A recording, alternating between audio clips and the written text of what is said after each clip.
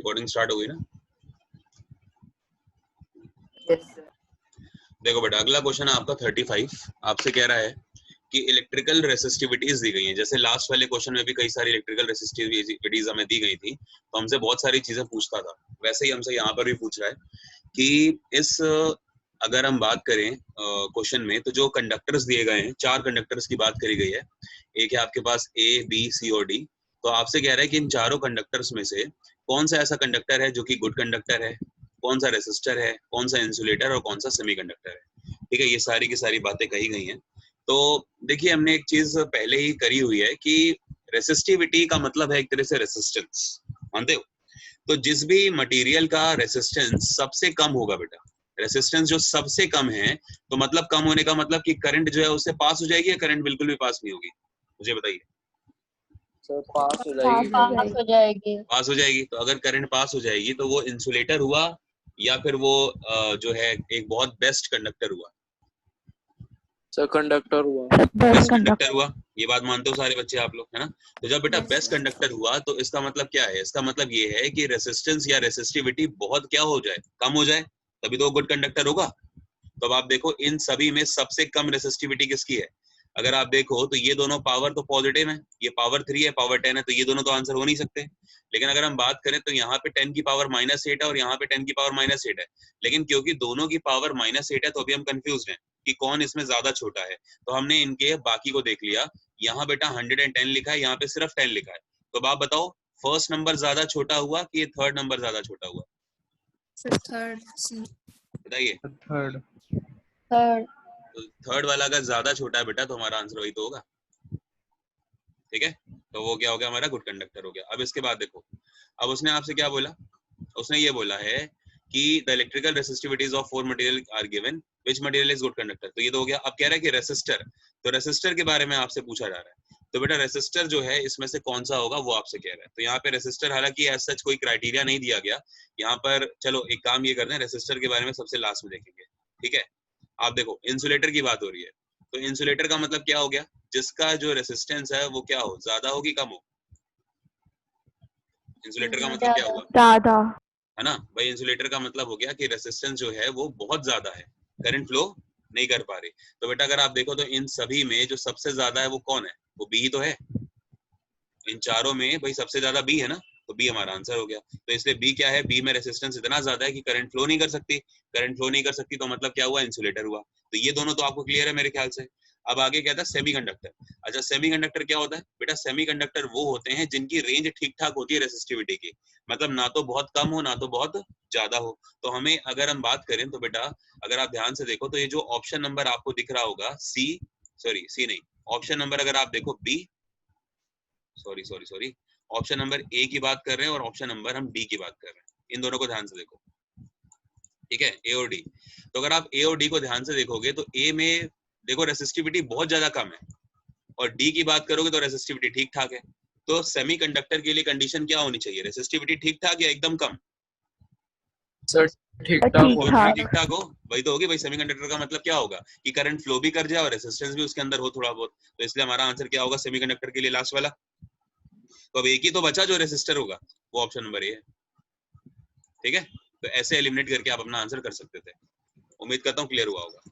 बढ़ते हैं आगे। Yes sir. अब बेटा ऐसे ही उसने आपको दे दिए और सारे क्वेश्चंस। इस बार उसने आपको ए बी सी एस और ई इस तरह से दे दिए। यहाँ एस नहीं है बेटा, ये डी होगा। ये डी है। तो जस्ट अ मिनट, आप लोग क्वेश्चन पढ़ो तब तक। क्वेश्चन तो आपको दिख ही रहा है, तब तक मैं इसको सही कर देता हूँ, क्योंकि लगे हाथ सही हो जाता तो सही रहती चीजें। Just a minute.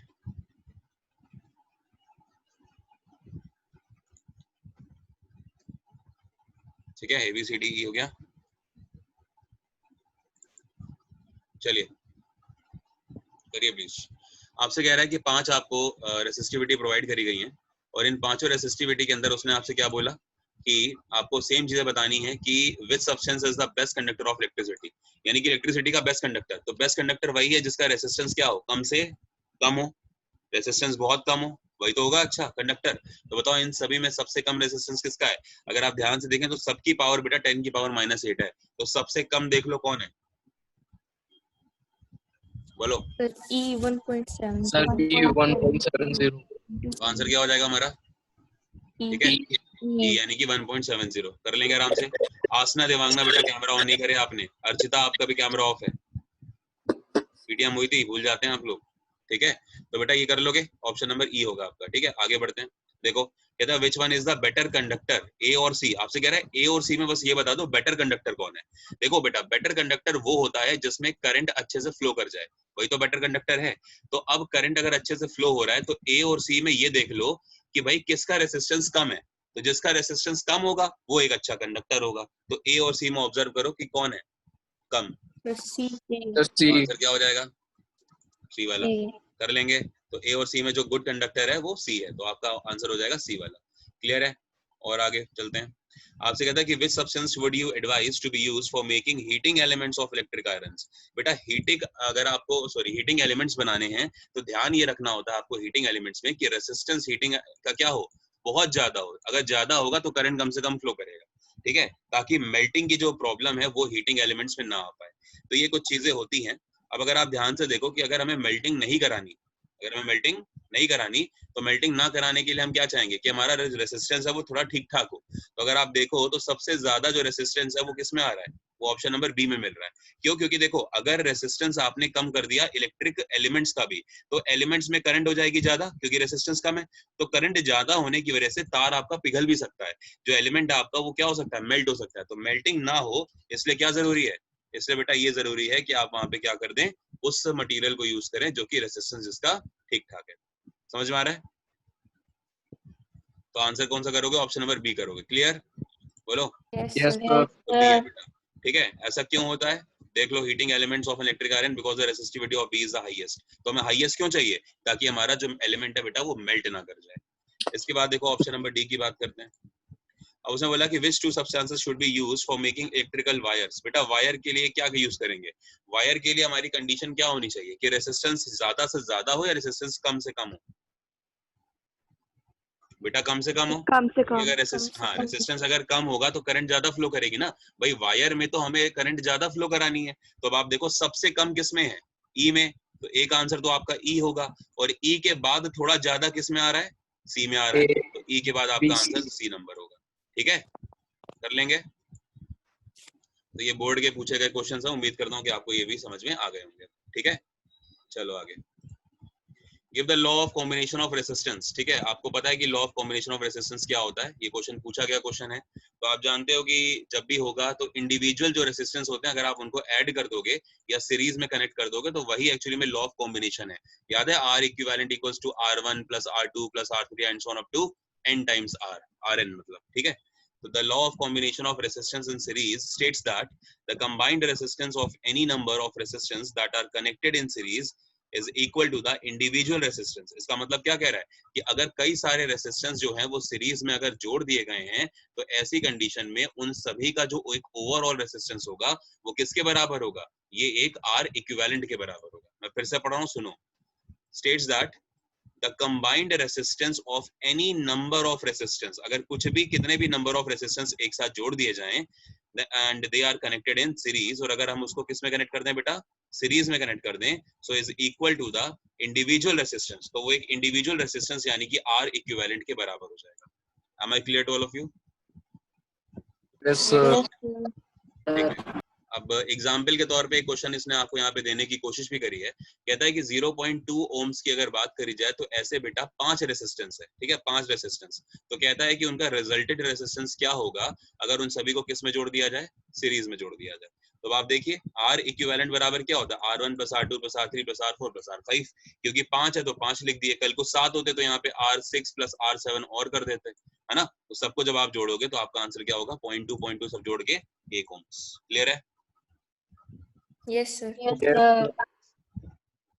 आस्था बेटा पढ़ो law of combination of resistance, लेकिन किसकी बात हो रही है इस बार, पैरेलल की। पढ़िए प्लीज।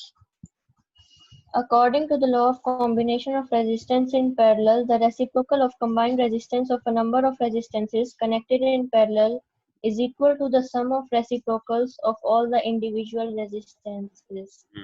ठीक है, तो अगर ऐसा है तो बेटा क्या हो जाएगा, अगर हम बात करें तो law of combination of resistances, आप लोग कैमरा बंद कर सकते हैं अपने। The reciprocal of the combined resistance of a number of resistance connected in parallel is equal to the sum of the reciprocal of all the individual resistance। बेटा ये main चीज है कि सम किसका होगा, वो भी रेसिप्रोकल का होगा बेटा, ऑफ इक्वल रेसिस्टेंस का। ये समझ में आ रहा है कि अगर हम बात करें कि जैसे कई सारे हैं तो 1/R1 plus 1/R2 plus 1/R3। बेटा एक मिनट ना वेट करो। Hello,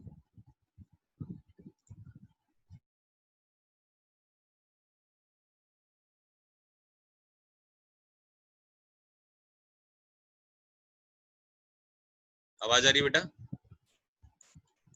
Yes, sir. हाँ, Yes, सुनो, sir. सुनील सर का कॉल था, कोई नहीं अभी आएगा फिर से।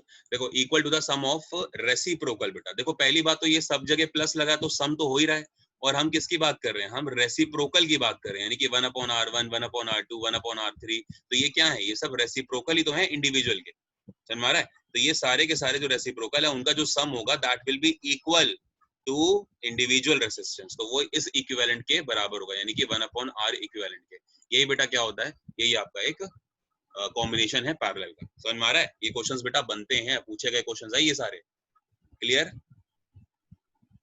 Yes, sir.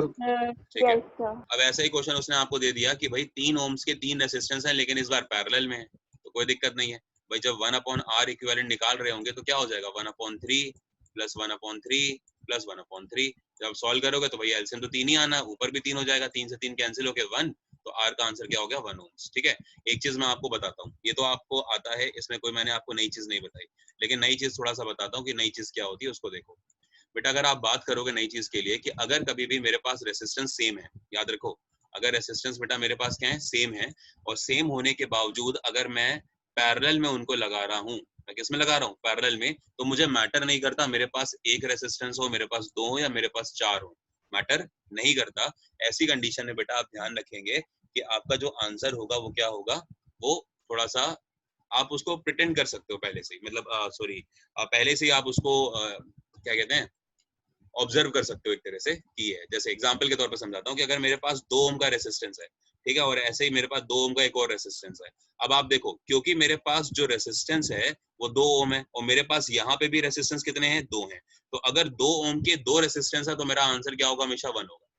एग्जाम्पल के तौर पे मेरे पास जैसे 3 ओम के रेसिस्टेंस है तो कितने थे बताओ, 3 थे, तो अगर 3 ओम के 3 रेसिस्टेंस है, मुझे देखना ही मेरा आंसर क्या होगा, 1 होगा, गारंटी है मेरा आंसर 1 होगा। लेकिन अगर मेरे पास 4 ओम के मान लो 3 रेसिस्टेंस हैं, तो मत कर देना कि आंसर 1 करके चले आओ, तब गलत हो जाएगा। मेरे को अगर 1 करना है तो 4 ओम के भी कितने रेसिस्टेंस हो, बोलो 4 रेसिस्टेंस, तभी आप 1/4 प्लस 1/4 प्लस 1/4 प्लस 1/4 करोगे तो ऊपर भी 4 होगा, नीचे भी 4 होगा, कैंसिल होके 1 हो जाएगा। अब क्लियर है? ये सब कुछ बातें हैं जो कि आपको आपका टाइम बचाएंगे। ठीक है, तो जिसने जितने मैग्नीट्यूड का रेसिस्टेंस है उसी मैग्नीट्यूड के उतने ही रेसिस्टेंस होने चाहिए, तभी आपका आंसर 1 आएगा। ठीक है, और ये सिर्फ पैरेलल के लिए। चलो अगला, how should the resistance two resistance of 2 ohms each be connected so as to produce an equivalent resistance of 1 ohm? क्या मैंने आपको भी ये बात बताई? आपसे कह रहा है कि how should the 2 resistance of 2 ohms, 2 ohms के 2 रेसिस्टेंस कैसे लगने चाहिए कि आंसर क्या हो जाए, 1 ohms। तो कैसे लगने चाहिए, ऑफ कोर्स पैरेलल में। क्लियर है? तो जैसे ही आप इनको पैरेलल में लगाओगे तो आपका आंसर हो जाएगा 1 ohms। कैसे भाई, 1/R इक्वल्स टू 1/2 प्लस 1/2। जब इसको सॉल्व करेंगे तो R इक्वल्स टू आपका 1 ohms आंसर आ जाएगा। एलसीएम आप सभी को लेना आता है। आगे बढ़ते हैं। 2 resistance X and Y are connected turn by turn. आपसे कह रहा है कि 2 रेसिस्टेंस है, एक है X और एक है Y, इनको टर्न बाय टर्न क्या कर दिया गया है, कनेक्ट कर दिया गया है। वो भी पहला केस है कि पैरेलल में कनेक्ट करा गया है, और दूसरा केस है कि उनको सीरीज में कनेक्ट करा गया है। In which case the resistance, resultant resistance will be less than either of the individual resistance. अब आप मुझे एक बात बताओ, मैंने आपको पढ़ाया था कि जब हम घरों में वायरिंग करते हैं तो बेटा पैरेलल में करते हैं कि सीरीज में करते हैं? पैरेलल। क्यों करते हैं? रेजिस्टेंस कम करने के लिए सर। रेजिस्टेंस कम करने के लिए या फिर करंट को बढ़ाने के लिए। तो मेरे ख्याल जब आपसे ये पूछा जा रहा है कि अगर मेरे पास 2 रेसिस्टेंस है जिसमें से एक X और एक Y है, तो ऐसी कंडीशन में अगर मुझे कम रेसिस्टेंस चाहिए, तो मैं इनको x और y को पैरेलल में जोड़ूं कि सीरीज में जोड़ूं? पैरेलल। Of course पैरेलल में जोड़ो, बस खत्म हो गई बात. So when the two resistance x and y are connected in parallel, the resultant resistance will be less, ठीक है, than either of the two individual resistance. Clear है? Yes sir. Yes, और sir. जो पैरेलल में लगाने के बाद जो इक्विवेलेंट रेजिस्टेंस आता है वो उनसे भी कम होता है. एग्जाम्पल के तौर पे मैं आपको समझाता हूँ, हालांकि समझा चुका हूँ ये बात. देखो, जैसे मान के चलो 2 ओम्स के 2 ओम मेरे पास 2 रेजिस्टेंस हैं, और अगर मैं इनको पैरेलल में लगाऊंगा तो मैं क्या करूंगा भाई, 1/r इक्वल्स टू 1/2 प्लस 1/2, ये तो करूंगा. जब आप इसको सॉल्व करोगे तो 1/r की वैल्यू आपके पास आ रही होगी 2/2, ये कैंसिल करोगे तो 1, यानी कि r का आंसर क्या है 1 हो. तो देखो, पैरेलल में लगाने के बाद जो इंडिविजुअल रेजिस्टेंस निकल कर आता है उसकी वैल्यू उन रेजिस्टेंस से भी कम होती है जो आपने यूज किए हैं. तो इससे ये बात पता लगती है कि पैरेलल अरेंजमेंट रेजिस्टेंस के मैग्नीट्यूड को और ज्यादा कम कर देता है, इसीलिए प्रेफरेबल होता है. Clear? What possible values of resultant resistance one can get by combining two resistance of one of value 2 ohms and other of 6 ohms? तो आपसे कह रहा है कि रेसिस्टेंट बता दो, ठीक है, जब आप इनको कंबाइन करोगे. तो अब कंबाइन करने का मतलब क्या है कि भाई दो तरह से कंबाइन कर सकते हो. एक बार तो सीरीज में कंबाइन कर सकते हो और एक बार पैरेलल में कर सकते हो. और कहता है कि दोनों के जो पॉसिबल वैल्यूज हैं रिजल्टेंट की वो बता दो. तो पॉसिबल वैल्यूज में जब तक मेंशन ना करा जाए कि पैरेलल में लगाना है कि सीरीज में लगाना है, तो पॉसिबल वैल्यूज तो मेरी दोनों हो सकती हैं बेटा, सीरीज वाली भी हो सकती है और पैरेलल वाली भी हो सकती है. तो जब सीरीज में करोगे तो भाई 2 ओम्स और 6 ओम्स अगर आप जोड़ना चाहते हो तो आंसर क्या हो जाएगा आपका 8 ओम्स. तो सीरीज में तो आपका आंसर 8 ओम्स हो जाएगा. लेकिन वहीं पे अगर मैं बात करूं बेटा किसकी, अगर हम पैरेलल की बात करें तो 1/r इक्वल्स टू 1/2 प्लस 1/6. जब यहाँ सॉल्व करोगे 6 एलसीएम आ गया, ऊपर 3 है यहाँ पे 4 है, तो सॉल्व करोगे तो 4/6 हो गया.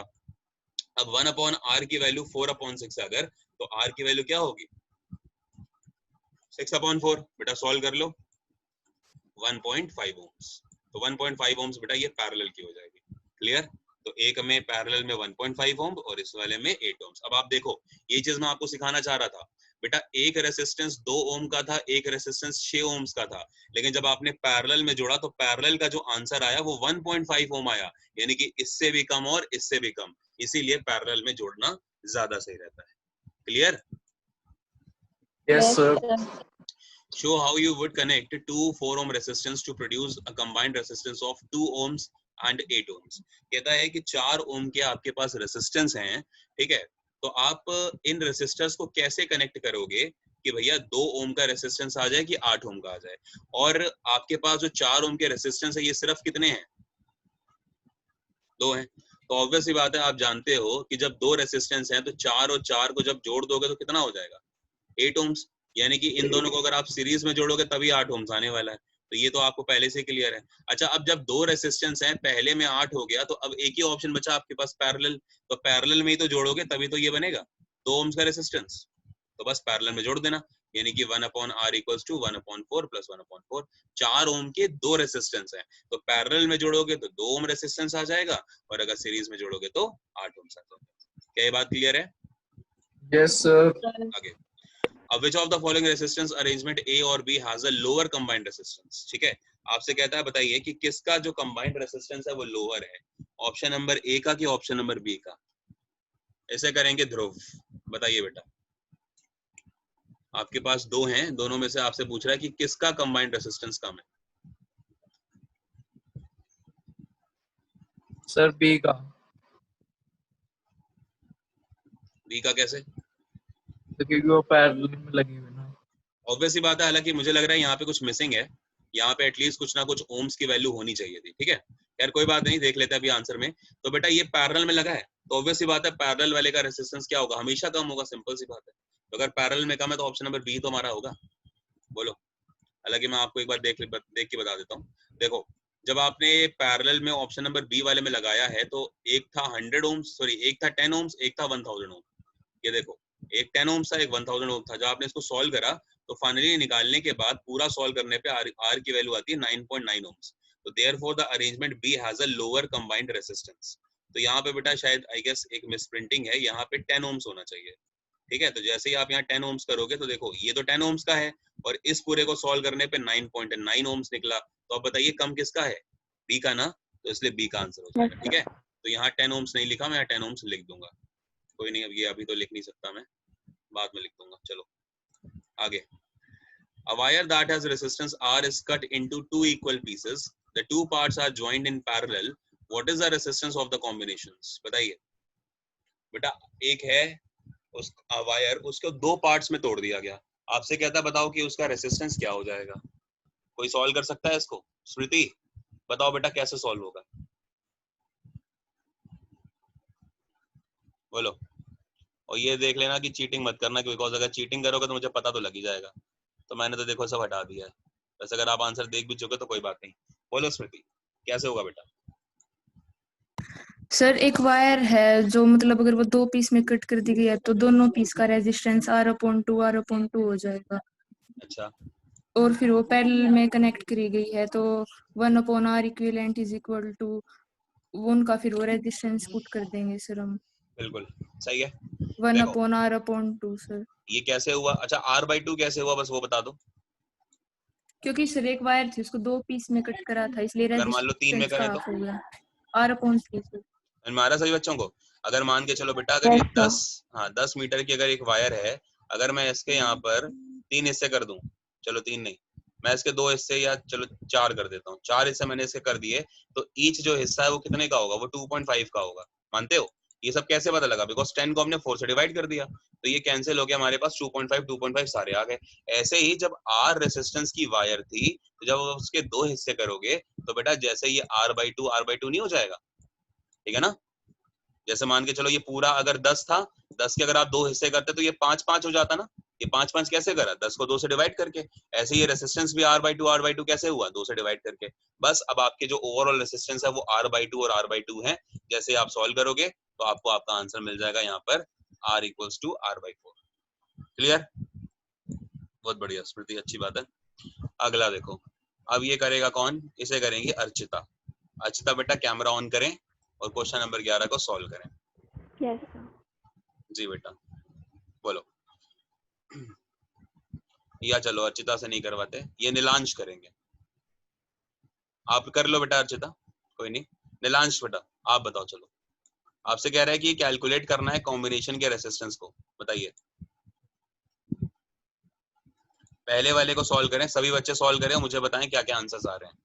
बेटा 1K ohms का मतलब समझते हो ना? 1K मतलब 1000 ohms। 1000 ohm. Sir, first वाले 1000 sir first वाले का है 1500 ohm. 1500 ohms, बहुत बढ़िया, क्योंकि सीरीज में लगे हैं। अगला So 1 ohm. अगले का 1 है 1 ohm. अगले का 1 ohm, क्यों? क्योंकि जब 2 ohm के रेसिस्टेंस है और दोनों किस में लगे थे? पैरेलल में। पैरेलल। 2 ohm के 2 हैं तो आंसर क्या हो जाएगा? 1 ohms। क्लियर है? आपको ट्रिक भी Sir, बता दी इसकी। अब देखो इसकी भी तो ट्रिक बताई हुई है, ये दोनों मिलके yes, कितना? sir. क्या 4 सॉल्व ohm. करने की जरूरत है? क्या अब No. बताओ, क्या ये सब करने की जरूरत है? 1/R = 1/4 + 1/4 No, sir. No, sir. है? आंसर क्या हो जाएगा 4 और 4 का? 1. 2 ohm. पक्का? Yes, sir. 2. गलत। 4 ohms के 4 2. रेसिस्टेंस होने चाहिए थे, तब आंसर 1 होता। Ohm. तो आंसर आएगा आपका 2 ohms। प्लीज ध्यान रखो, गलती मत करो, ठीक है? यहाँ पे 2 ohm के, क्योंकि दो रेसिस्टेंस है सेम मैग्नीट्यूड के इसलिए हो गया, लेकिन 4 ohm मैग्नीट्यूड है तो 4 रेसिस्टेंस होते हैं ना, तब जाके 1 ohm होता। तो यहाँ से 2 ohms हो गया और 3 ohm, ये तो 3 और 2 कितना होता है बेटा? 5 ohm. 5 ohm. कर लेंगे। तो ये सब सॉल्यूशन है, 1500 ohm और सब कर लोगे आप, ठीक है?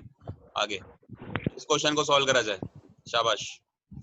Find the current in each resistor in the circuit. आपको इस रेसिस्टर के अंदर जो करंट है वो निकालनी है, निकालिए। इस सर्किट में कितनी करंट है प्लीज निकालिए।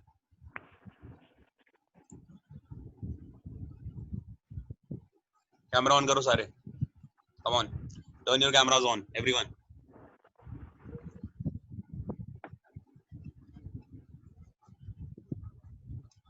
ओम बेटा सॉल्व कर रहे हो? Sir, 2.4 ohm. बेटा करंट निकालनी है। Oh.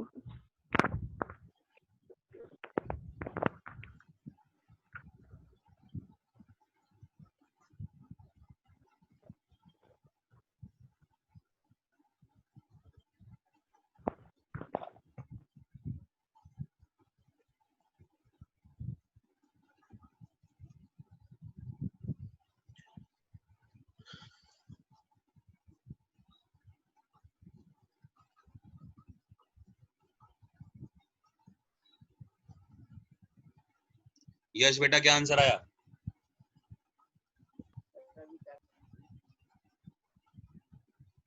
दिलांश answer?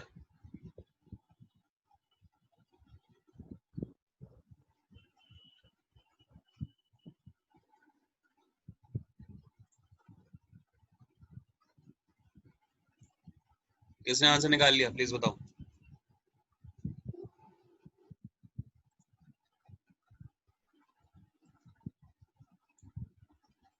Who has solved the answer? बताओ।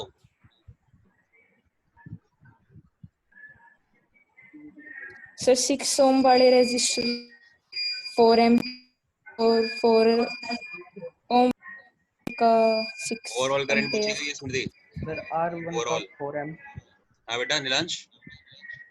सर R1 का 4 एम्पी और सेकंड का 6 एम्पी। चलो ओवरऑल भी बताओ। आपने हर रेसिस्टर में तो बता दी, ओवरऑल बताओ। 10 ही होगा और कुछ नहीं। अच्छा मुझे बताओ, ये दोनों के दोनों जो रेसिस्टर हैं वो कैसे लगे हैं? सीरीज में कि पैरेलल में? भाई अगर यहाँ से करंट निकली, देखो प्लस से करंट निकलेगी, अगर प्लस से करंट निकली तो एक बार इधर जाएगी, एक करंट इधर जाएगी। तो जब करंट डिस्ट्रीब्यूट हो गई तो मतलब कैसा है? पैरेलल है। माइक्स म्यूट करो सारे, माइक्स म्यूट करो, ठीक है? तो एक करंट इधर जाएगी, एक करंट इधर जाएगी।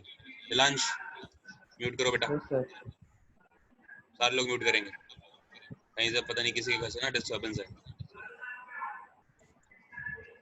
दिलांश कर क्यों नहीं रहो बेटा? म्यूट करो आप ही यहाँ से।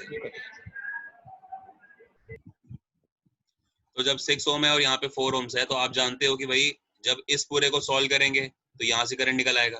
भाई ओम्स का लॉ क्या कहता है? V equals to I R. तो I इक्वल्स टू क्या हो जाएगा?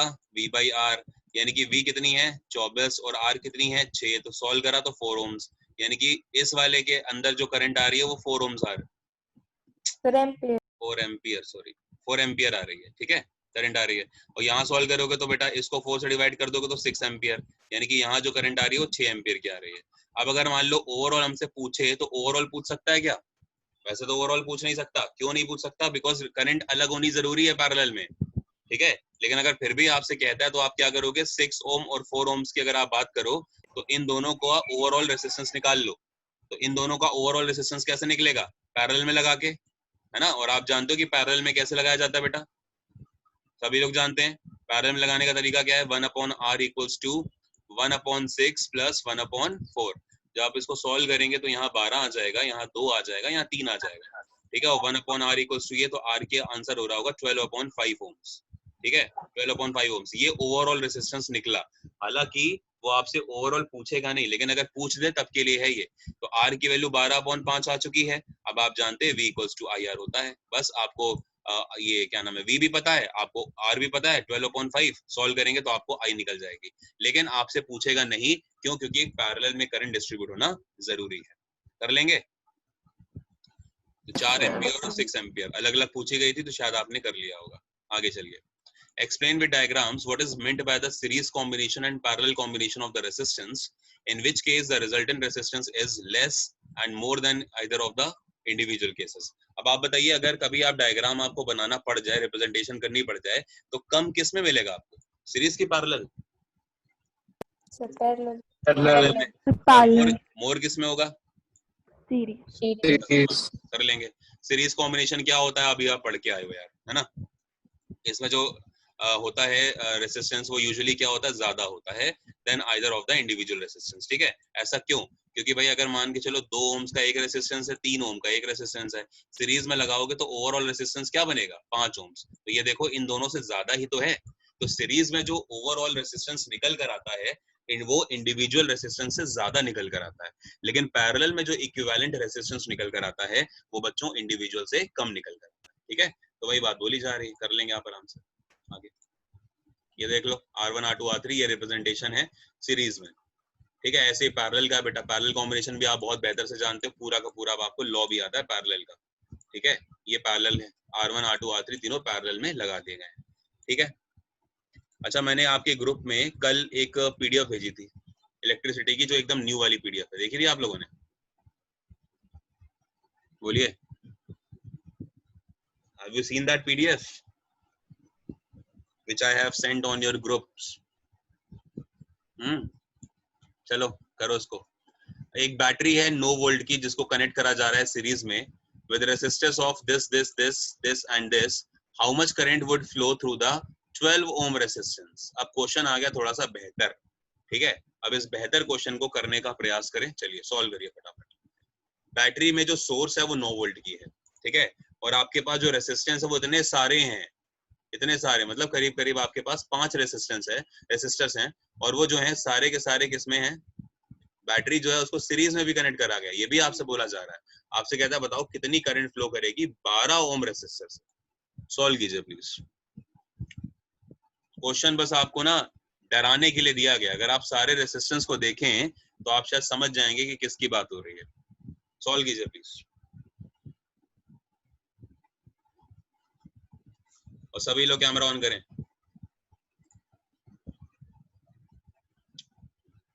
ध्रुव, वासना, देवांगना,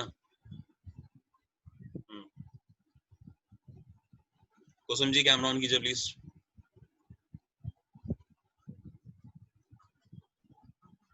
कुसुम जी कैमरा ऑन कीजिए।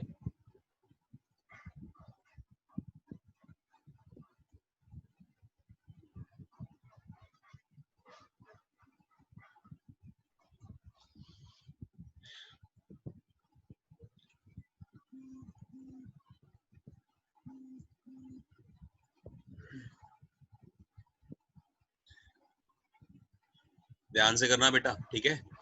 5 आपके पास रेसिस्टेंस है, अगर आप ध्यान से देखो तो 14 ओम के रेसिस्टेंस तक आप कैसे पहुंच सकते हो, वो आपको क्लू मिल जाएगा इसी क्वेश्चन में से।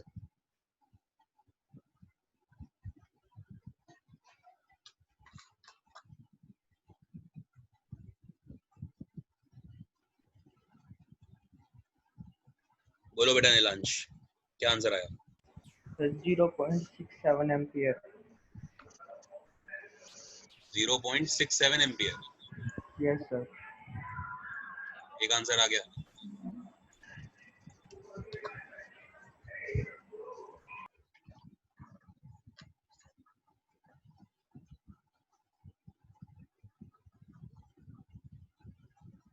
कैसे किया नीलांश? जो बच्चा कर ले वो हैंड रेस कर सकता है ताकि मुझे पता लग जाएगा कि आप कर चुके हैं। सर ये R5 है ना, और रेजिस्टेंस 5 तक सारे प्लस करके तो हाँ। सर वो 13.4 आ रहा था टोटल इनका रेजिस्टेंस का, तो उनसे और तो वो निकालना था करंट फॉलो, तो I = V divided by R कर दिया तो वो निकल गया। रेसिस्टेंस सारे बच्चे देख चुके होंगे, आपने शायद नोट भी कर लिए होंगे। मैं आगे बढ़ूंगा। अब अगर आप ध्यान से चीजों को ऑब्जर्व करें तो देखिए आपके सामने R1, R2, R3, R4 और R5 है बेटा, ठीक है? अगर आप इन सभी रेसिस्टेंस की बात करते हो तो इन सभी रेसिस्टेंस को ऐड करने पे टोटल क्या आता है? 13.4 ओम्स। यहाँ तक किसने किसने कर लिया था प्लीज बताओ? कोई ऐसा है जिसने ना करा हो? सबने कर लिया था? यस ठीक है। Yes. अब आप जानते हैं कि जो बेटा हमारे पास जो सीरीज होती है, जब सीरीज का सर्किट होता है सीरीज का, तो मुझे बताओ बेटा सीरीज के सर्किट में जो करंट होती है वो सेम होती है कि डिफरेंट होती है? बोलो। Same. सेम होती है। तो जो जब सेम होती है तो फिर अगर करंट हम निकाल लें तो हमारा काम हो जाएगा, वही हमें निकालना भी है। तो आप देखो जब आपने ओवरऑल सॉल्व कर लिया तो ओवरऑल जो रेजिस्टेंस बना वो 13.4 ओम बना, ठीक है? मान दो आप इसको। तो अब आपके पास जो बैटरी थी वो क्या थी बेटा? बैटरी का जो सोर्स था वो 9 था, और 9 के अपॉन में डिवाइड जब आप करोगे तो किससे करोगे? 13.4 से करोगे, बिकॉज ये क्या है? V/R। अगर आप I निकालना चाहते हो तो I = V/R करना पड़ेगा आपको। तो बेटा ये V है और ये R है। जब आपने इस पूरे को डिवाइड कर दिया तो आपका आंसर आ गया 0.67 एम्पियर। लेकिन हो सकता है कि आपको लग रहा हो कि भाई 0.67 एम्पियर तो सर आपने ओवरऑल निकाल लिया, लेकिन आपको पता है कि सीरीज में करंट हमेशा क्या होती है? हर रेजिस्टेंस के क्रॉस सेम होती है। तो अगर सेम होती है तो यही तो करंट है बेटा, यही 12 ओम्स के थ्रू जाएगी, यही इसके थ्रू जाएगी, यही इसके थ्रू जाएगी और यही इसके थ्रू जाएगी। समझ में आ रहा है? तो इसीलिए आपने जो ओवरऑल करंट निकाल ली वही आंसर आपका सभी के लिए यूज होगा। Am I clear to all of you? Yes sir. Yes, sir. 0.67 ampere, ठीक है ना। चलिए आगे बात करते हैं। कुसुम जी आप प्लीज कैमरा ऑन कर लेंगे। ये हमारी क्लास का रूल है कि अगर कोई बच्चा आता है तो कैमरा ऑन करके आता है। प्लीज कैमरा ऑन कर लीजिए, नहीं तो अल्टीमेटली आप मुझसे एक बार बात भी कर सकते हो। अगर आप फ्रेशर हो या फिर आज आपका डेमो है तो आप मुझे बता दीजिए एक बार, कोई इशू नहीं है, ठीक है। प्लीज बताइए Kusum ji. An electric bulb of resistance 20 ohms and a resistance wire of 4 ohm are connected in series with a 6 volt battery. Draw the circuit diagram and calculate. तो आपसे कह रहा है कि यार जो रेसिस्टेंस है ना वो 20 ओम का है, ठीक है, और एक रेसिस्टेंस है 4 ओम का, ठीक है, समझ में आता है, मतलब 2 रेसिस्टेंस हो गए और इनको सीरीज में कनेक्ट करने को कहता है। सीरीज को भी लगा लो क्या, है ना, एक रेसिस्टेंस ये हो गया, एक रेसिस्टेंस ये हो गया, दोनों को आपको लगाना है। एक 20 ओम्स है और दूसरे की अगर बात करी जाए तो 4 ओम्स है, ठीक है, बहुत बढ़िया। कहता है R connected with 6 volt battery. आपने इसको 6 वोल्ट की बैटरी से भी कनेक्ट कर रखा है, तो अगर ऐसी बात है तो आपने देखो सोर्स यहाँ पे लगा रखा है, मान के चलो इस तरह से कि 6 वोल्ट की बैटरी है, ठीक है, इस तरह से 6 वोल्ट की बैटरी हो गई। कहता है ड्रॉ द सर्किट डायग्राम, तो सर्किट डायग्राम तो मैंने ही बना दिया। अब आपसे कहता है total resistance of the circuit. बेटा जब दोनों सीरीज में है तो टोटल रेसिस्टेंस कितना हो जाएगा, 24 हो जाएगा। बोलो 20 Yes, + sir. 4 24 current ohm. Through the circuit. बेटा अब कहता है सर्किट से करंट भी बताओ, तो कोई दिक्कत नहीं है, I = V/R। V है 24, सॉरी V है कितना 6 और Six. R है ये, तो कैंसिल करोगे तो 1/4। तो बेटा 1/4 का मतलब 0.25 एम्पियर, समझ रहे हो। करंट क्या हो जाएगी, 0.25 एम्पियर हो जाएगी। Potential difference across the electric bulb, आपसे कहता है इलेक्ट्रिक बल्ब के अक्रॉस पोटेंशियल डिफरेंस निकालो। बहुत ध्यान से चीज को समझना। 20 ओम का इलेक्ट्रिक बल्ब था और 4 ओम की वायर थी। अगर मेरे से कहता कि 20 ओम या फिर 4 ओम के रिस्पेक्ट में करंट बताओ, तो मैं करंट अपना आंसर क्या करता, 0.25 एम्पियर ही कर देता, बिकॉज मुझे पता है कनेक्शन सीरीज में किया है तो करंट तो हमेशा सेम होगी सीरीज में। लेकिन अब वो कहता है कि पोटेंशियल डिफरेंस बताओ across the electrical bulb. Bulb के अक्रॉस उसको पोटेंशियल डिफरेंस चाहिए। तो बेटा आप जानते हो कि पोटेंशियल डिफरेंस सीरीज में अलग अलग होता है, याद है कि नहीं है, बोलो भाई। ये आपको स्टार्टिंग में सिखाया है कि सीरीज में बेटा करंट तो सेम रहती है, करंट सेम होती है, लेकिन जो पोटेंशियल डिफरेंस V होता है वो बेटा क्या होता है, वो डिफरेंट होता है। क्या ये बातें याद है आपको। Yes, sir. तो अगर बेटा Yes, मुझे, हाँ, अब आप देखो, अगर मुझे V निकालनी है किसके अराउंड, V निकालनी है मुझे बल्ब के अक्रॉस, तो अगर ऐसे कंडीशन में V निकालना चाहता हूं तो मैं क्या करूंगा, मैं V = IR लगाऊंगा, लेकिन वो करंट जो बल्ब में जाए। अब आप जानते हो जो करंट है जो अभी हमने 0.25 एम्पियर निकाली थी वो तो बल्ब में भी वही जाएगी, वही बल्ब वही किस में जाएगी, वायर में भी जाएगी। लेकिन रेसिस्टेंस जो है मुझे वो किसका लगाना चाहिए, बल्ब का, बिकॉज I भी बल्ब की लगाऊंगा मैं और R भी बल्ब का लगाऊंगा, तभी मुझे बल्ब के क्रॉस पोटेंशियल डिफरेंस मिलेगा। तो 0.25 का मल्टीप्लाई कर देंगे हम 20 में, तो यहाँ सॉल्व करने पे आपका आंसर आ रहा होगा कितना, 5 वोल्ट। बोलो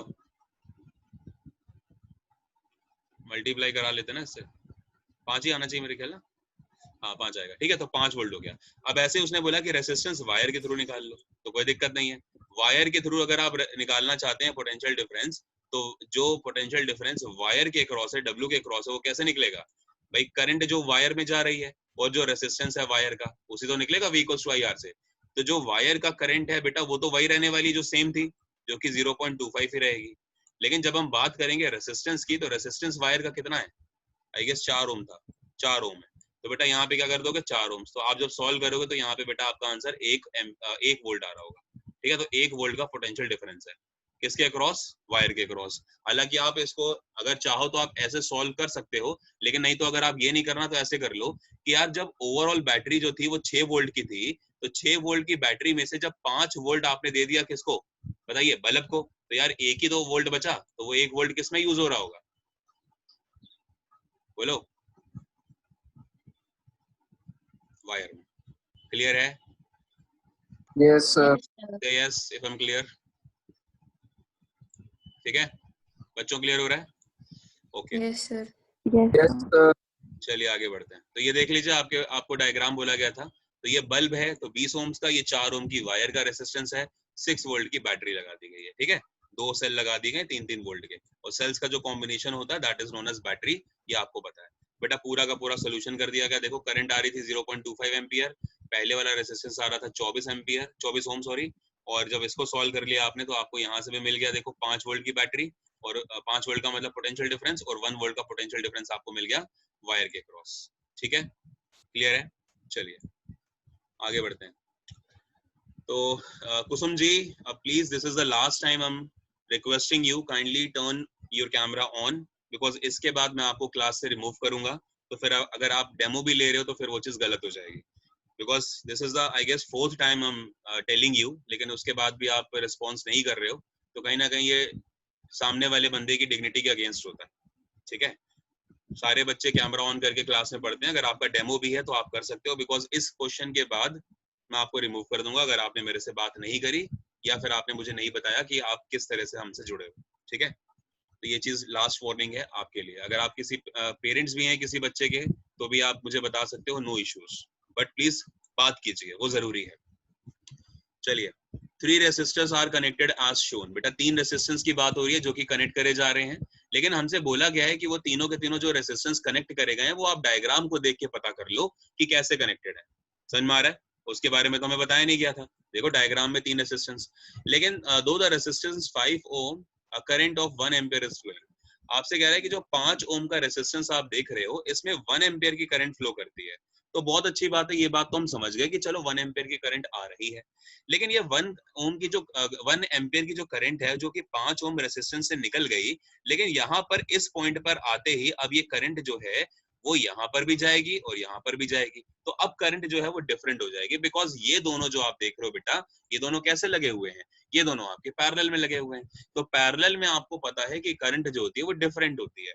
तो अब हमें अगर इसको सॉल्व करना है तो बहुत ध्यान से करना पड़ेगा। अब आपसे कहता है कि what is the current through the other 2 resistors.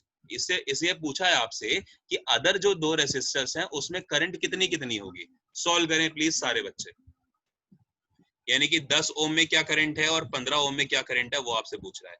1 ampere की करंट यहाँ वो बता चुका है आपको, प्लीज सॉल्व कीजिए, शाबाश।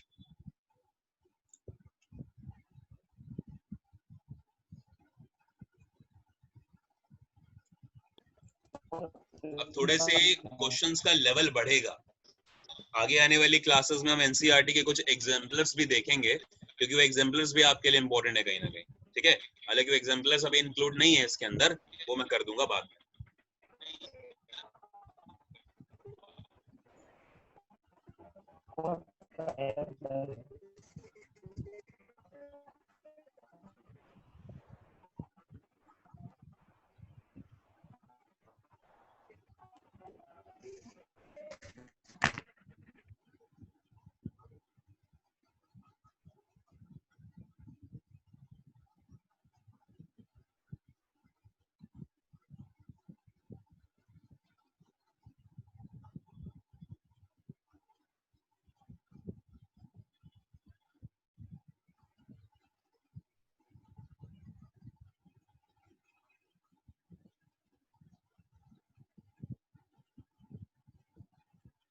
ध्यान से करिएगा बच्चों, इस क्वेश्चन है ना थोड़ा सा दिमाग खुलेगा आपका, कंसेप्ट जो है थोड़ा सा और आप अच्छे से समझ पाएंगे।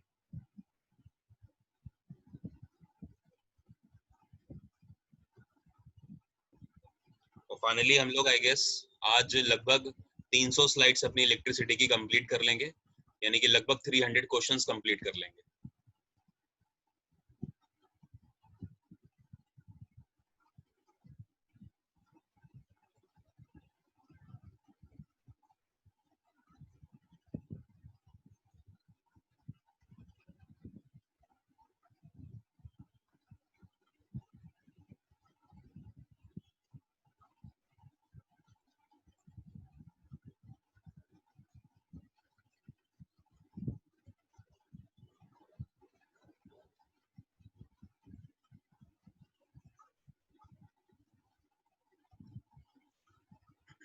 जो आपकी नेक्स्ट क्लास होगी वो इलेक्ट्रिसिटी की क्लास होगी। हाँ बेटा क्या कह रहे हो बच्चे?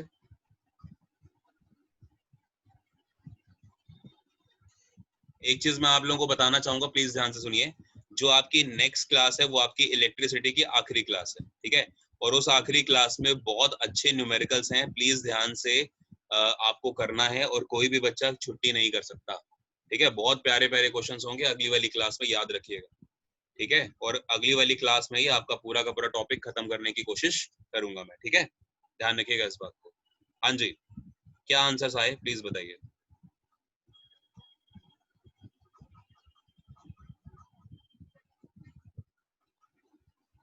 सॉल्व हुआ? बेटा माइक को अनम्यूट करो और बोलो जिसने सॉल्व कर लिया है।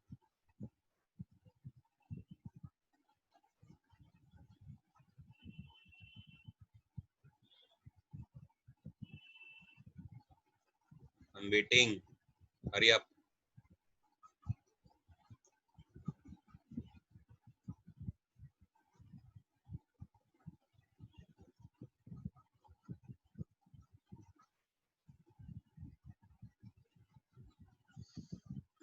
अच्छा क्वेश्चन है, तभी तुम लोग फंस रहे हो शायद। नीलांश बेटा आपने सॉल्व नहीं करा अभी तक?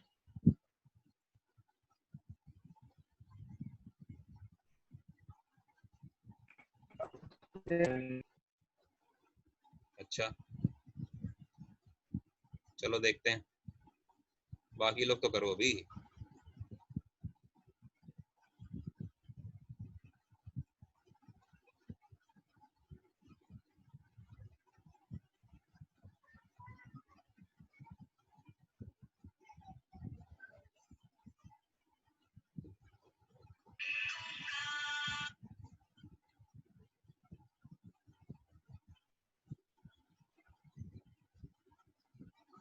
भाई 1 एम्पियर की करंट है, वो जा रही है 5 ओम के रेजिस्टेंस के अंदर, समझ में आता है। अब जब 1 एम्पियर की करंट यहाँ पहुंची होगी तो यही 1 एम्पियर तो डिस्ट्रीब्यूट हुआ होगा, कुछ यहाँ गई होगी कुछ यहाँ गई होगी। अब वो 1 एम्पियर जो डिस्ट्रीब्यूट हुआ है बस वही आपको थोड़ा सा समझना है। और एक बात ये भी कंफर्म है कि ये जो दोनों यहाँ गई हैं उनका सम भी 1 एम्पियर होगा, ये भी आपको पता होना जरूरी है।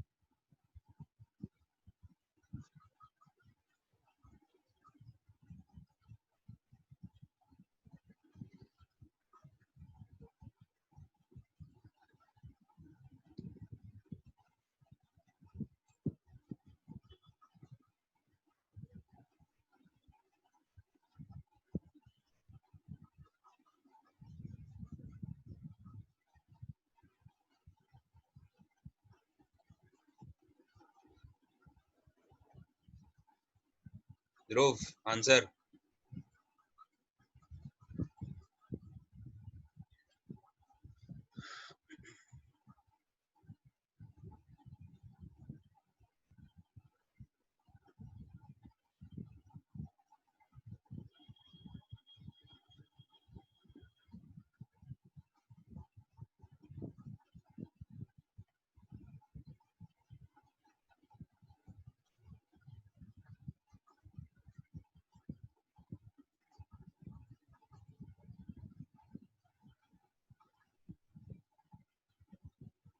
चलो देखो बहुत टाइम हो गया, ध्यान से चीजों को समझो। तुम लोगों से आंसर नहीं आया किसी का? कुछ रूल्स होते हैं करंट के, उनको मैं आपको बताने जा रहा हूँ, बहुत ध्यान से सीखना। और ये बेहतर होगा कि अभी आज की क्लास के लिए चीजों को याद कर लो, ठीक है। आगे आने वाली क्लासेस में आप इसको ऐसे ही अप्लाई करोगे, हालांकि मैं कोशिश करूंगा समझाने की, लेकिन बेहतर होगा कि अभी के लिए फिलहाल समझो कि क्या होता है। देखो, जब यहाँ पर मेरी करंट आई थी तो मैं मान के चल रहा हूँ ये मेरी एक ओवरऑल करंट है जिसका नाम है आई। प्लीज ध्यान से सीखना, ये पूरी आई इक्वल टू 1 एम्पियर है। कॉपी पेन छोड़ के ध्यान से समझो, ठीक है प्लीज, नहीं तो फिर समझ नहीं आएगा। तो आई इक्वल टू 1 एम्पियर आ गया, ओम समझो बेटा ध्यान से। अब अगर हम बात करें यहाँ से कि जब बी पे आ गया तो एक करंट जो मेरी यहाँ गई वो मैंने मान ली I1 गई, और I1 जो गई वो कौन से रेजिस्टेंस में गई जिसका नाम है R1। भाई R1 है ना 10 ओम्स। और जो करंट यहाँ पर आई वो बेटा मैंने मान ली कि वो I2 है, और ये I2 जो है आपका वो है R2। R2 का मतलब हो गया 15 ओम्स, ठीक है, ये चीज क्लियर हो गई। अब I1 आई R1 में और I2 गई R2 में, ये बात समझ में आई। और एक चीज और आपको क्लियर है कि जो I है बेटा वो क्या है, वो I जो है वो I1 प्लस I2 है। I क्या है? I है आपका I1 प्लस I2, क्योंकि अगर आप दोनों को जोड़ दोगे तभी तो आपको I मिलेगा। ये पॉइंट क्लियर है? अब आगे समझो। बेटा जिस भी, याद रखना, क्या याद रखेंगे कि जिस भी हमें करंट को निकालना होगा, जैसे हमें निकालनी है I1, क्या निकालनी है? I1 निकालनी है। तो अगर I1 निकालना चाहते हैं तो हमारी जो ओवरऑल करंट है उसको देखो, ठीक है, उसको देखो। तो ओवरऑल करंट क्या थी? I, ध्यान से देखना प्लीज, जिसको निकालना है उसको देखो कि I1 निकालना है। तो जब I1 निकालना है तो I1 वाले रेसिस्टेंस को आपको नहीं लेना। तरीका समझा रहा हूं, अभी फिर से समझाऊंगा, लेकिन पहले समझो धीरे धीरे करके। जब हमें I1 निकालनी है, जब हमें I1 निकालनी है तो याद रखना हमें उसका रेसिस्टेंस नहीं लेना, बल्कि किसका लेना है? नीचे वाले का। लेकिन वो जो रेसिस्टेंस नीचे वाले का लेना है या कोई अदर रेसिस्टेंस लेना है, उसमें करंट कौन सी रखेंगे? वही I वाली। तो यहाँ पे अगर मैं IR2 लिखूं तो समझ में आया कि IR2 क्यों लिखा गया। मैंने बोला कि जिस करंट को मुझे निकालना है, ठीक है, उसका रेसिस्टेंस छोड़ दीजिए। भाई इस पूरे के अंदर ही तो देखना है हमको, यही हमारा मैटर कर रहा है। तो इस पूरे के अंदर यहाँ पर हमारी I करंट थी, I करंट जो है वो यहाँ तक आई, यहाँ पर आने के बाद यहाँ I1 चली गई, यहाँ I2 चली गई। तो जब मुझे R1 में करंट निकालनी है तो मैं क्या करूंगा? मैं I1 तो लूंगा, लेकिन मैं रेसिस्टेंस कौन सा लूंगा? R2 वाला। तो लेकिन R2 वाला जो रेसिस्टेंस है वो मैं I के साथ लूंगा, ठीक है।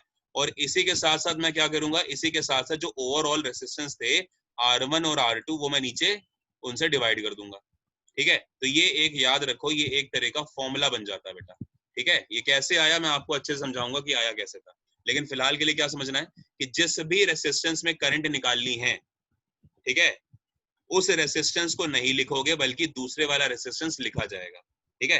अगर आपको ये बात नहीं समझ में आई तो जरा देखो फिर से समझाता हूँ। अगर मुझे मान के चलो, इसको सबको मैं रब कर रहा हूँ, ठीक है, मान के चलो मुझे यहाँ वाले पे 15 ओम के क्रॉस करंट निकालनी है कि क्या है, तो मुझे क्या निकालना बेटा बताओ? मुझे I2 निकालना। तो I2 निकालने के लिए मुझे अभी भी करंट कौन सी चाहिए? ओवरऑल करंट चाहिए, ठीक है। और ओवरऑल करंट में मैं रेसिस्टेंस कौन सा यूज करूंगा? भाई I2 करंट आ रही थी 15 ओम वाले में, लेकिन रेसिस्टेंस में दूसरा वाला यूज करूंगा, मतलब कौन सा? बोलो, R1 यूज करूंगा। और अपॉन में क्या कर देंगे? R1 प्लस R2 कर देंगे। बस यही चीज समझाने की कोशिश करी मैंने किरचॉफ के लॉ को, ठीक है। और ऐसे अगर हम बात करें यहाँ पे, जैसे I1 निकालनी थी तो I1 निकालने के लिए क्या कर देंगे बताओ? IR2 कर देंगे, क्योंकि करंट तो I रहेगी, लेकिन जो रेसिस्टेंस है इस बार वो R2 ले लेते और अपॉन में R1 R2। क्या ये समझ में आया? प्लीज बोलो। Yes sir. ये आया कैसे मैं आपको समझाऊंगा, डोंट वरी, ठीक है, कि आया कैसे। लेकिन अभी के लिए फिलहाल आपको यही समझना है कि ये चीज ऐसे बेटा होती है। ओके, सो I2 आ गया और आपका I1 आ गया। अब आप देखो मुझे कि जब मेरे इस कंडक्टर की अगर मैं बात करूं, ये जो आपको कंडक्टर दिख रहा है, इसमें मेरे पास अगर मुझे I2 निकालनी है तो मेरे पास I तो मुझे पता है, देखो 5 ओम्स, ठीक है। मुझे R1 भी पता है बेटा, ये देखो 10 ओम्स, और R1 प्लस R2 भी आप जानते हैं कितना है? 15 ओम्स। कर लेंगे ना 10 प्लस 15, 10 प्लस 15 सॉरी 25 ओम्स। या ऐसे 25 लिखोगे आपका आंसर आ जाएगा। ऐसे देखो I1 निकालना चाहते हो तो I1 निकल आएगी। बताओ समझ पा रहे हो? Yes sir. पक्का? ठीक है। Yes, sir. अच्छा, मान के चलो कि यहाँ पे एक रेसिस्टेंस और होता, एक रेसिस्टेंस और होता। तो जब एक रेसिस्टेंस और होता तो पता क्या करते? तो ऐसी कंडीशन में हम आई जो भाई जिसमें हमको निकालना होता है वो तो हम भूल जाते हैं। चलो मैं आपको एक चीज यहाँ और सिखाता हूँ। अभी मान के चलो कि रेसिस्टेंस नहीं है ना, तुम कंफ्यूज जाओगे, पहले मैं क्वेश्चन सॉल्व करा लूं। देखो, what is the potential difference across AB and AC? कहता है AB और AC के अक्रॉस बताओ कि क्या होगा। बेटा AB कहाँ है? ये देखो, ये रहा AB। तो AB के अक्रॉस अगर आपको पोटेंशियल डिफरेंस निकालना है तो भाई V इक्वल्स टू IR लगा दो, है ना। तो जो I जा रही है AB में वो कौन है? वो 1 एम्पियर है, और जो रेसिस्टेंस है बेटा वो 5 है। तो 5 इंटू 1 करोगे तो आपका आंसर क्या हो जाएगा? 5 वोल्ट, यानी कि 5 वोल्ट हो जाएगा AB के अक्रॉस। लेकिन जब आपको किसके क्रॉस निकालना है बेटा? AC के क्रॉस निकालना, मतलब पूरे के क्रॉस कह रहा है भैया, पूरे के क्रॉस निकालो। तो जब पूरे के क्रॉस निकाल रहा है पोटेंशियल डिफरेंस, तो बेटा यहाँ डिफरेंट होगा और यहाँ पे जब बात करोगे तो डिफरेंट होगा। तो आइए देख लेते हैं। देखिए, तो ये देखो इसने ये फॉर्मूले लगाए हुए हैं, ठीक है। IR2 upon R1 plus R2, IR1 upon R1 plus R2। ये फॉर्मूला मैंने आपको बता दिए कि ये कैसे होते हैं, ठीक है। अब इसके बाद चलते हैं। देखो, जब आपने सॉल्व कर लिया AB के क्रॉस 5 वोल्ट हो जाएगा, वो भी आपको पता है। लेकिन जब आप बात करोगे इक्विवेलेंट रेसिस्टेंस का B और C में, भाई अगर हमको वोल्टेज निकालनी है किसमें? जो हमको वोल्टेज निकालनी थी एसी में, एसी के क्रॉस जब पोटेंशियल डिफरेंस निकालना था, तो पूरा एसी के लिए हमें क्या कर रही है, हमें एसी के लिए V equals to I R चाहिए। भाई जब हमें V equals to I R चाहिए तो पूरे एसी का ओवरऑल रेसिस्टेंस चाहिए और पूरे एसी में जो करंट जा रही है वो चाहिए, तभी तो हमारा काम होगा, है ना। अब आप देखो जब पूरे ओवरऑल रेसिस्टेंस आपको चाहिए तो ओवरऑल रेसिस्टेंस निकालना पड़ेगा। कैसे निकालेंगे, 1/r equals to 1/r1 plus 1/r2 करा। देखो एक यहाँ पे अगर आप ध्यान से देखो तो एक 10 ओम्स था बेटा, एक नीचे यहाँ पे 15 ओम्स था, याद है। तो यहाँ पे एक आपका 5 ओम्स था, ऐसे था 10 15 और ये 5 और यहाँ पे 1 एम्पियर की करंट जा रही थी, ठीक है, ये चीजें आपको पता है। तो जब ये पूरा सॉल्व करोगे तो 5/30 मतलब 6 ओम्स, है ना। मतलब क्या हुआ बेटा, ये पूरा रेसिस्टेंस सॉल्व होके 6 ओम आया, लेकिन करंट तो बेटा ए से लेकर सी तक पूरी आपको चाहिए, जो पॉइंट यहाँ पे था सी पूरा ओवरऑल आपको चाहिए, यहाँ पे पोटेंशियल डिफरेंस, तो हमें रेसिस्टेंस भी तो ओवरऑल देखना पड़ेगा। तो यहाँ से 6 ओम आया, यहाँ से 5 ओम आया, तो दोनों ऐड होके 11 ओम्स हो गए। तो ओवरऑल जो रेसिस्टेंस है V equals to I R के लिए रेसिस्टेंस तो आपने निकाल लिया 11 ओम्स का। क्या यहाँ तक बात क्लियर है, पहले बताओ। Yes, sir. Yes, Yes, sir. sir. Clear है ना। ओके, अब जब आपको ये क्लियर है तो जरा ध्यान से देखो बेटा, ध्यान से क्या समझना है कि जो अब आपकी जो ओवरऑल करंट है, अगर हम बात करें तो ओवरऑल करंट का जो इम्पैक्ट है वो 1 ओम ही तो डालेगा, सॉरी 1 एम्पियर ही तो डालेगी। भाई यही 1 एम्पियर की करंट अगर डिस्ट्रीब्यूट भी हुई थी, देखो यहाँ पर अगर डिस्ट्रीब्यूट होकर चली गई और यहाँ पे डिस्ट्रीब्यूट होकर अगर चली भी गई, तो आपने ओवरऑल रेसिस्टेंस को तो कन्वर्ट कर लिया 11 ओम्स में। तो अब जब कन्वर्ट कर लिया तो पूरे में मुझे करंट तो वही भेजनी पड़ेगी ना, 1 ओम। भले अगर आप बात करते कि यहाँ और यहाँ जो जो करंट गई थी वो टूट के गई, लेकिन जब वो टूट के गई तो वो टूटे टूटे रेसिस्टेंस में भी गई, मतलब 10 ओम में अलग गई, 15 ओम में अलग गई। लेकिन यहाँ पर आप 10 ओम 15 ओम अलग नहीं ले रहे हो, यहाँ पर आपने क्या करा, ओवरऑल रेसिस्टेंस निकाला है। तो जब ओवरऑल रेसिस्टेंस निकालते हैं तो करंट भी ओवरऑल ही रखते हैं। तो ओवरऑल करंट क्या थी बताओ, 1 ओम्स। तो जब 1 ओम्स थी तो आप यहाँ पे 1 ओम रखेंगे, तो बेटा 1 × 11 करा तो आपका आंसर है 11 ओम्स, ठीक है, सॉरी 11 वोल्ट, 11 ओम्स नहीं, क्लियर है, 11 वोल्ट आपका आ गया। अब उसके बाद उसने Yes, क्या sir. पूछा है आपसे, इसके बाद तीसरा जो क्वेश्चन था वो क्या था देख लो, what is the total resistance. तो निकाल ही चुके हैं भाई, इन दोनों को सॉल्व करके 6 ओम्स आया था और ये 5 ओम था, तो 6 + 5 क्या हो गया, 11 ओम्स। तो आंसर क्या हो जाएगा आपका 11 ओम्स। क्लियर है। Yes, Yes, sir. yes, sir. थोड़ा Yes, सा sir. बेहतर क्वेश्चन है, अच्छा क्वेश्चन है, बोर्ड का पूछा गया क्वेश्चन है आपका, तो कुछ चीजें तो थोड़ी सी डिफरेंट होती हैं, ठीक है, तो ये चीज ध्यान रखो। उम्मीद करता हूँ कि क्वेश्चन आपको थोड़ा सा समझ में आया है। अगर कोई डाउट हो बेटा तो नेक्स्ट क्लास में ना मेरे से फिर से पूछ लेना आप सारे बच्चे, ठीक है। कैमरा ऑन करो सारे, विनय जी कैमरा ऑन करें, विनय जी कैमरा ऑन कीजिए प्लीज।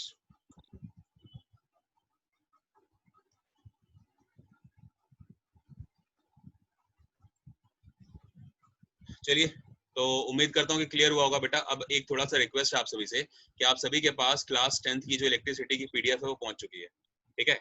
अब आप इस पीडीएफ के अंदर क्या करोगे कि जो क्वेश्चंस मैंने आपको अभी तक नहीं कराए हैं इस स्लाइड के बाद, मैं एक बार आपको स्लाइड बता देता हूँ कि ये स्लाइड कौन सी है, ठीक है। तो ये आपकी स्लाइड नंबर है 300, हमने कंप्लीट कर ली बेटा, 308 तक हमने कंप्लीट कर ली, ठीक है। अगली जो स्लाइड होगी वो 309 से चलेगी और क्वेश्चन आपके सामने ये वाला।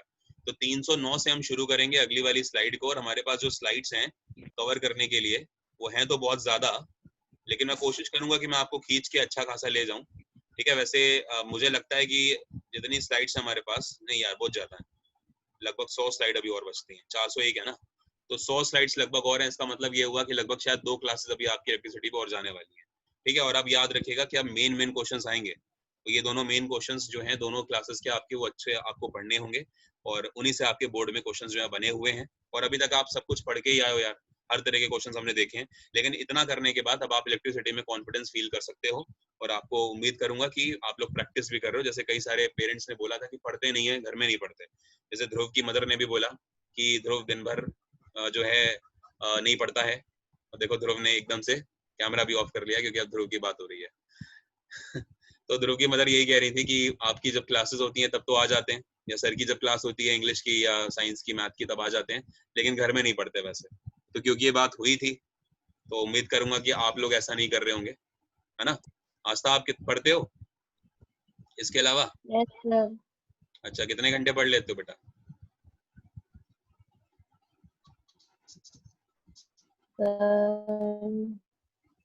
चलो Eight. कोई नहीं, अर्चिता आप बताओ बेटा, कितने घंटे पढ़ लेते हो?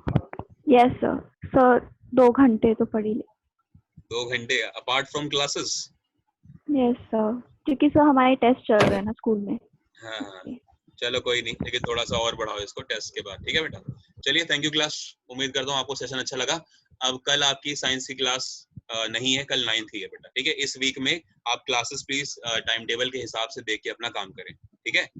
कंफ्यूज होने की जरूरत नहीं है। Thank you.